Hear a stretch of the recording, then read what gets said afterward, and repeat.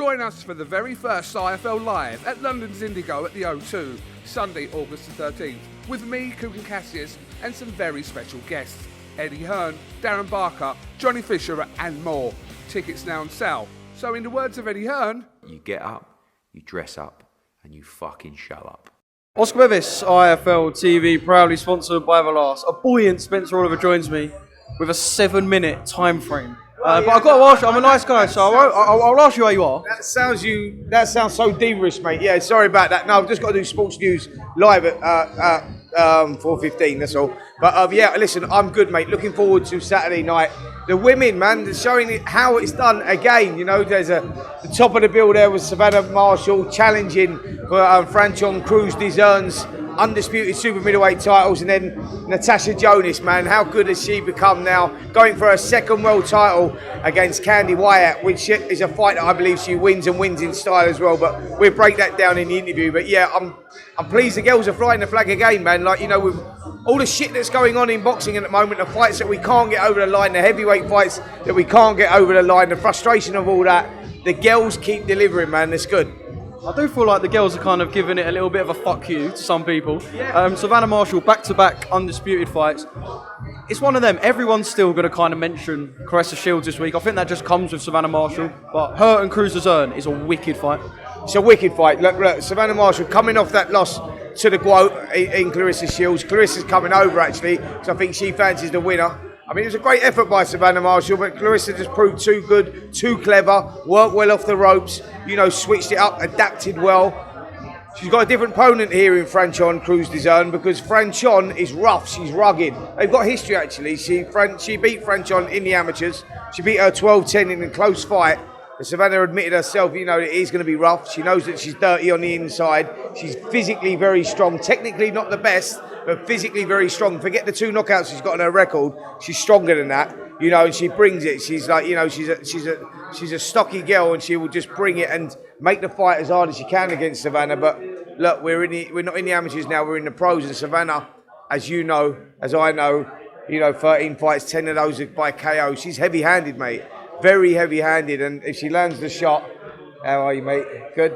If she lands the shot, she can get the job done, because she's not going to have to go looking for Franchon, and that's the bonus. So yeah, it's an interesting one, but it's a fight that I think she wins, but it could be tough. Yeah, maybe we might get a big knockout. So we don't get too much in the women's game sometimes.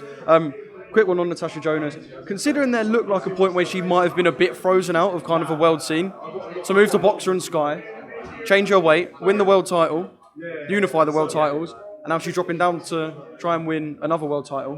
What an 18 months, by the way, for Natasha Jonas. Absolutely insane, and there's no one deserved it more than Natasha Jonas. Look, if you go super featherweight title against Terry Harper, she got the draw. Thought she should have got the nod. She was very unlucky against that one. Then she puts up an unbelievable effort against Katie Taylor in a really close, tough fight. She just falls short there, and you're right in what you say. You think it's done there at world level. I don't think she might be one of those girls that's never going to get a world title, but should have always won one. Then she jumps up 3 weight divisions to super welterweight and takes on Namas, and she turns her over and knocks her out sensationally in the second round. Now she's dropping down a weight, coming back down a weight where I think she'll be more effective, and she takes on Candy Whyte. Whyte, yeah, she's a tough girl, fought for 10 for a world title herself, but she walks forward in straight lines. She doesn't move out of the way of the shot. She's very easy to hit, and for that reason only, I think her stylistically is made for Natasha Jonas, and I think Natasha wins in spectacular style. I think she blows her away. So, yeah, all good. Well, hopefully we'll have two weight world champions Britain after Saturday night.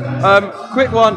Dillian Whyte said on TalkSport that he's kind of not keen on the one part of the contractual side of the AJ fight, that being the rematch clause, i.e. if he wins, he wants to be the one to step into the Saudi thing in December. Just kind of your take on all of that? Well, I spoke to I interviewed Amir Abdullah, and he told me what the situation was. I asked him, look, this situation with everyone, Deontay Wilder, Tyson Fury, Anthony Joshua, Alexander Usyk, what happens if they all box and some of them, or any one of them, gets beat? He said nothing. We still want those 4 fighters. So Dillian Whyte is saying, well, I think if I beat Anthony Joshua, I take the place out in Saudi. Well, Amir Abdullah told me that's not the case. They don't want that, Saudi. They don't want that. So I'm saying, don't worry about the rematch clause that's in there, Dillian, because if you take the £3 million and then you win that fight, you get the rematch clause, you're going to get more money for the rematch against Anthony Joshua. If you don't do that, where do you go? What is on the table? Where are you going to get £3 million elsewhere? And it's a fight that people want to see. So I want to see Dillian Whyte take that fight for them reasons. And don't worry about, I know he was upset about the rematch clause being put into that. That's standard, man. Anthony Joshua had a rematch clause in every single one of his fights. Get the fight on, mate. It's a good payday. One more thing, Tony Bellew's return. Do you want to see it, yes or no? I'd love to see. I love Tony, and it's a fight he could win as well. He's one of those guys. It's a fight he could win. Guy's very tough. What's his name? Rezensky. Yeah, I was out there doing that fight actually when he beat Alan Babic. But yeah, it's a fight. Rezensky's crude, he's rough, but we know the old bomber. I love him, mate, and he's kept himself in shape since he stopped boxing. So why not? 2-weight world champion, and that would happen and could happen. Join us for the very first IFL Live at London's Indigo at the O2, Sunday, August the 13th, with me, Kugan Cassius, and some very special guests, Eddie Hearn, Darren Barker, Johnny Fisher, and more. Tickets now on sale. So in the words of Eddie Hearn, You get up, you dress up, and you fucking show up.